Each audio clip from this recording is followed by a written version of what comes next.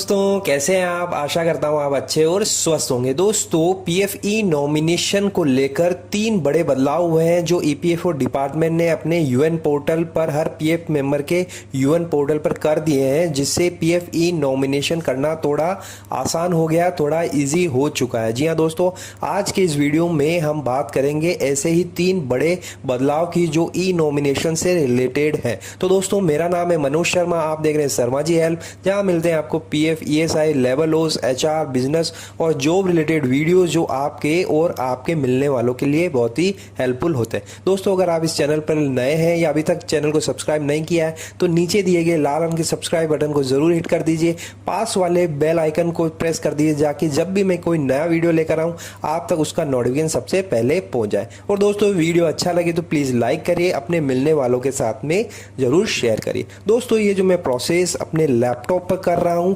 आप अपने मोबाइल पर भी कर सकते हैं। सिंपली आपको अपने मोबाइल पर गूगल क्रोम में यूएन मेंबर पोर्टल डाल लेना है और पहले जो यूएन पोर्टल की साइट है मेंबर पोर्टल वो सेलेक्ट कर कर आपको ऊपर की तरफ ये जो 3 डॉट्स दिख रहे हैं ये यहाँ पर जाकर आपको डेस्कटॉप साइट वर्जन सेलेक्ट कर लेना है। तो जो प्रोसेस यहाँ पे दिखा रहा हूँ आप अपने मोबाइल पर भी देख सकते हैं। चूंकि लैपटॉप की स्क्रीन बड़ी होती है तो मैं ये जो प्रोसेस है आपको लैपटॉप पे करके दिखा रहा हूँ। तो सिंपली दोस्तों हम अपने यूएन पोर्टल पर लॉगिन कर लेते हैं अपना यूएन नंबर और पासवर्ड डालकर। आप अपना जो भी यूएन नंबर और पासवर्ड है वो डालिए और लॉगिन कर लीजिए। यहाँ पे देखिए दोस्तों मैं यूएन पासवर्ड के लॉगिन कर लेता हूँ। इस तरह से हमारे सामने विंडो ओपन होती है। तो फाइल नाउ ये ई नॉमिनेशन का ही सबसे पहले आता है। फाइल नाउ पे क्लिक करेंगे, क्लिक करते ही इस तरह से हमारे सामने विंडो ओपन हो जाती है। हैविंग फैमिली यस और नो, ये हमें चूज करना होता है कि हमारे फैमिली है या नहीं है। फैमिली मीन्स हस्बैंड वाइफ बच्चे फादर मदर, अगर नहीं है किस केस में तो नो करेंगे, अदरवाइज यस पे क्लिक करके प्रोसीड करते हैं। दोस्तों इस पीएफ ई नॉमिनेशन रिलेटेड पूरा वीडियो मैंने डिटेल में बनाया हुआ, आपको ऊपर आई बटन में मिल जाएगा, नीचे डिस्क्रिप्शन में उसका लिंक मिल जाएगा, वहाँ जाकर आप पूरा पीएफ ई नॉमिनेशन प्रोसेस समझ सकते हैं। तो हम यस पे क्लिक करेंगे। ये देखिए दोस्तों इस तरह से हमारे सामने विंडो ओपन होती है जहां पर आधार नेम ये सब नॉमिनी का फिल करना होता है। यहाँ पर देखिए दोस्तों ये एक बड़ा बदलाव हुआ है, जहां पहले यहाँ पर बैंक डिटेल भरना अनिवार्य था, अब वो पीएफ डिपार्टमेंट ने हटा दिया है। यहाँ पर अब नॉमिनी का बैंक डिटेल भरना कंपलसरी नहीं है, यानी हटा ही दिया है, ऑप्शन ही हटा दिया है। अब केवल आपको आधार डिटेल एज पर आधार भरनी है और केवल नॉमिनी का फोटो ही अपलोड करता है। क्योंकि दोस्तों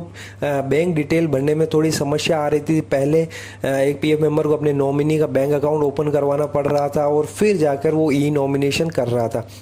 बहुत सी बार बैंक अकाउंट भी ओपन नहीं हो रहे थे जीरो बैलेंस पर, तो बहुत से पीएफ मेंबर को इससे समस्या आ रही थी। इसी कारण से अब बैंक डिटेल जो है अनिवार्य नहीं रह गया, हटा ही दिया गया है। क्योंकि बाद में भी जब प्रोसेस होगा तब ये जरूरी होता है कि बाद में बैंक डिटेल अपडेटेड देनी होती है। दूसरा बड़ा ऑप्शन बदलाव ये किया गया है, देखिए दोस्तों सेम एज मेंबर एड्रेस का जो ऑप्शन है अब यहाँ पर सेम एज मेंबर लिखा हुआ आ रहा है। पहले हमें मैनुअली फिल करना होता था, लेकिन अब आप सेव एज मेंबर करेंगे तो जो पीएफ मेंबर का एड्रेस है वो यहाँ पर ऑटोमेटिक फिल हो जाएगा। तो ये एक दूसरा बड़ा बदलाव है। तीसरा बड़ा बदलाव किया है हेल्प फाइल। यहाँ पे देखिए हम क्लिक करेंगे, ये तीसरा बड़ा एक हेल्प फाइल आपको दे दी है पीएफ ई नॉमिनेशन से रिलेटेड। यहाँ पे देखिए दोस्तों पूरा डिटेल में सब कुछ दिखाया हुआ है, समझाया हुआ है पीएफ मेंबर के लिए कि किस तरह से ई नॉमिनेशन करना होता है। इसमें भी बहुत सी चीज़ें अपडेटेड है जो मैं आपको बता देता हूँ। यहाँ पे देखिए दोस्तों बहुत से डिटेल में चीज़ें हैं जो आप पढ़ेंगे तो आप खुद समझ जाएंगे कि किस तरह से हमें आगे बढ़ना है। यहाँ पे देखिए फाइल टू ई नॉमिनेशन, यहाँ कुछ मैंने कलर में किया हुआ है जो आपको जानना ज़रूरी है, आप भी खुद भी पढ़ सकते हैं। देखिए दोस्तों पीएफ ई नॉमिनेशन भरने से पहले हमें चेक कर लेना है कि हमारी प्रोफाइल अप टू डेट है या नहीं है। यहाँ पर जैसे फादर नेम में कुछ करेक्शन है तो वो बाय एम्प्लॉयर यानी कंपनी के द्वारा होगा, वो हमें चेक कर लेना है। एक जॉइंट डिक्लेरेशन डालकर हम इसे करेक्ट करवा सकते हैं, ये कंपनी के द्वारा ही होगा। अगर मैरिटल स्टेट है वो तो पीएफ मेंबर खुद डाल सकता है। डेट ऑफ ज्वाइनिंग भी है दोस्तों, वो एक एम्प्लॉयर के द्वारा ही होगा। रिक्वेस्ट एम्प्लॉयर डालेगा पीएफ डिपार्टमेंट, तब जाकर डेट ऑफ ज्वाइनिंग में करेक्शन है तो वो ठीक होगा। फोटो, मेंबर, एड्रेस, वो सब कुछ एक मेंबर, पीएफ मेंबर ही अपने यूएन पर अपडेट कर सकता है। नीचे आते हैं दोस्तों, देखिए नीचे आने पर चेक लिस्ट बिफोर फिलिंग ई नॉमिनेशन, ये हमें थोड़ा सा आप भी पढ़ लीजिएगा। इसको ओपन करेंगे, मैं आपको कुछ खास चीज़ें बता देता हूँ। देखिए दोस्तों, whether you want to nominate PF, whether address, Aadhaar available, ये सब कुछ हमें चेक कर लेना है कि ई नॉमिनेशन करने के लिए हमारे पास में है या नहीं। स्पाउस यानी मैरिड एम्प्लॉय के लिए कंपलसरी है, mandatory to add even if member does not want to make spouse nominee in PF. दोस्तों, अगर आपकी शादी हो चुकी है और आप अगर किसी कारणवश से वाइफ को नॉमिनी नहीं भी बनाना चाह रहे हैं या स्पाउस को नहीं भी बनाना चाह रहे हैं, हस्बैंड वाइफ दोनों के लिए लागू है, तो भी आपको उनका नाम ऐड करना ही पड़ेगा। बच्चों का भी नाम आपको ऐड करना ही पड़ेगा, क्योंकि पेंशन में जो है फैमिली की डेफिनेशन में स्पाउस और बच्चे ही आते हैं। यहाँ पे देखिए दोस्तों, हस्बैंड, डिपेंडेंट फादर, ये फीमेल एम्प्लॉय के लिए यहाँ पे देखिए ये कंपलसरी है भरना। अब नीचे आते हैं, देखिए इम्पोर्टेंट नोट्स में क्या लिखा हुआ है। यहाँ पर देखिए दोस्तों, कलर में लिखा हुआ है, in case the member is married and has spouse and children he should add them even if he does not want wish to in nominate under PF. देखिए दोस्तों, spouse and children are defined as family for pension fund, so their name should be added in the family list. या दोस्तों, अगर आपके spouse है, बच्चे हैं, तो आपको उनका नाम डालना ही डालना है। फिर आप पीएफ में ज़रूर उनको शेयर मत दीजिए, लेकिन पेंशन के लिए तो वो एलिजिबल स्पाउस और बच्चे ही होंगे, क्योंकि पेंशन में डेफिनेशन में फैमिली की डिटेल में स्पाउस और बच्चे ही आते हैं। यहाँ पे देखिए, only a member who is not married and is not having any of the family member as mention above by any nominee other person respect. तो अगर फैमिली नहीं है तब वो ये सेलेक्ट कर सकता है। Only member not having spouse children nominate, वो दूसरे को पेंशन में भी जो है अपना नॉमिनी बना सकता है। लेकिन आपको जब वो ऑप्शन आता है मैरिड अनमेरिड, वहाँ पर आपको अनमेरिड है तब आप किसी को भी नॉमिनी बना सकते हैं, लेकिन अगर मैरिड है तब आपको अपने स्पाउस और बच्चों को ही ईपीएस के लिए कम से कम नॉमिनी बनाना होगा। पीएफ में तो आप उनको शेयर ना दे तो चलेगा, लेकिन पेंशन में फैमिली डेफिनेशन में वही आते हैं। अब देखिए दोस्तों, स्टेप वाइज प्रोसेस में क्या नया है। यहाँ पे देखिए दोस्तों, for each family member upload photo, enter Aadhaar, Aadhaar data is verified against the name, date of birth, gender, family generated by the member on successful verification only family.